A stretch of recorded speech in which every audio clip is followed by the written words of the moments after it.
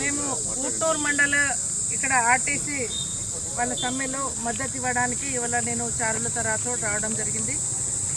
గత 3 సంవత్సరాల నుంచి ఏదైతే ఆర్టీసీ వాళ్ళకు ఇచ్చిన హామీలు ఏదైతే ఈ రేవంత్ రెడ్డి గారు మన సీఎం గారు హామీలు ఇచ్చారో ఈ హామీలు ఏది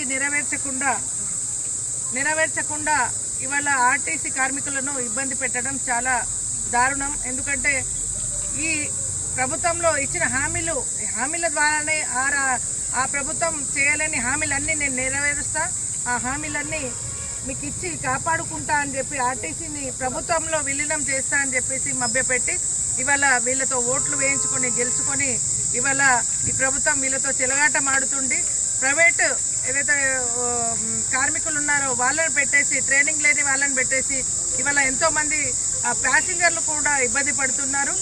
మహాలక్ష్మి స్కీమ్ అని చెప్పేసి బస్సుల సంఖ్య తగ్గించేసి మహాలక్ష్మి స్కీమ్ ద్వారా ఎంతోమంది ఒక్కొక్క బస్సులో 60-70 మంది ఆడవాళ్ళు ఎక్కుతున్నారు. వాళ్ళ ద్వారా మహిళా కార్మికులకు మహిళా ఆర్టీసీ కార్మికులు ఏదైతే డ్రైవర్లు కండక్టర్లు ఉన్నారో వాళ్ళకి ఎన్ని ఇబ్బందులు పడుతున్నారు మీరు ఒకసారైనా గమనించారా? పొన్నం ప్రభాకర్ గారు మీరే అన్నారు, టైం ఇవ్వండి, 1 నెల టైం ఇవ్వండి, 6 నెలల టైం ఇవ్వండి అని అన్నారు. 6 నెలలు అయిపోయింది, 3 సంవత్సరాలు అయిపోయింది, ఇప్పటి వరకు ఏ హామీ వాళ్ళకి నెరవేర్చలేదు. వాళ్ళతో త్వరితగతిన వాళ్ళను ప్రభుత్వంలో విలీనం చేయాలి, ఆర్టీసీని ప్రభుత్వంలో విలీనం చేయాలి. వీళ్ళ ఏదైతే సమస్యలు ఉన్నాయో తప్పనిసరిగా మీరు నెరవేర్చాలి. 6 గ్యారంటీలు అన్నారు, 420 హామీలు ఇచ్చారు, ఏది నెరవేర్చకుండా ఇవాళ ప్రైవేటు ఉద్యోగస్తులను తీసుకొచ్చి ఆర్టీసీలో బస్సులు నడిపించడం, ప్రజల యొక్క ప్రాణాలు తీసుకోవడం తప్ప వేరే ఏం చేయట్లేదు మీరు. ఇవాళ ఆర్టీసీ కార్మికులకు వచ్చే జీతభత్యాలు సరిగ్గా రావట్లేదు, వాళ్ళు రిటైర్డ్ అయిన వాళ్ళకి వాళ్ళ జీతభత్యాలు రావట్లేదు, కనీసం వాళ్ళకి బతుకు తెరువు లేక రిటైర్డ్ అయిన ఉద్యోగులకు ఇప్పటివరకు జీతాలు రాక ఎంతోమంది ఆర్టీసీ కార్మికులు చనిపోవడం జరుగుతుంది. అయినా కూడా ఇంతవరకు వాళ్ళకు ఉద్యోగాలు చేసిన డబ్బులు వాళ్ళకు కనీసం ఇవ్వట్లేదు.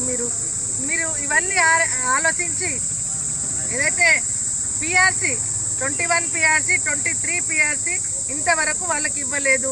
మరి వాళ్ళకి ఉద్యోగం చేసుకోవడం ఎలా చేసుకొని వాళ్ళు ఎలా బతుకుతారు? వాళ్ళ బతుకు తెరువు ఏంది అని మేము అలా బీఆర్ఎస్ పార్టీ నుంచి ప్రశ్నిస్తున్నాము.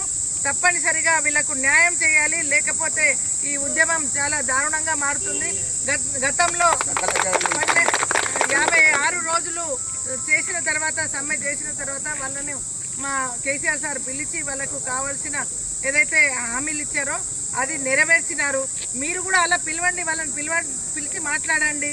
పిలుస్తామని చెప్పేసి 6 నెలలు కాలయాపన చేసుకుంటా ఇంతవరకు వాళ్ళకు పిలవకుండా కనీసం వాళ్ళ సమస్యలు ఏమో పట్టించుకోకుండా ఇవాళ మీరు వాళ్ళతో చెలగాటమాడుతున్నారు. ఇది చాలా దారుణం. మేము తప్పకుండా ఈ బీఆర్ఎస్ పార్టీ ఆర్టీసీ వాళ్ళకు మద్దతు ఇస్తాం. రాబోయే కాలంలో తప్పనిసరిగా వీళ్ళతో పాటు నడుస్తాము. ఎన్ని రోజులైనా ఈ సమ్మె కొనసాగుతుంది. కాబట్టి వెంటనే ఈ ప్రభుత్వం దిగి రావాలి, వెంటనే ఈ ఆర్టీసీ యొక్క ఏదైతే వాళ్ళ సమస్యలు ఉన్నాయో వాళ్ళని అడిగి తెలుసుకోవాలి, వెంటనే వాళ్ళ సమస్యలు తీర్చాలి అని చెప్పేసి మేము ఇక్కడ ధర్నాకి పార్టిసిపేట్ చేయడం అయింది. జై ఆర్టీసీ.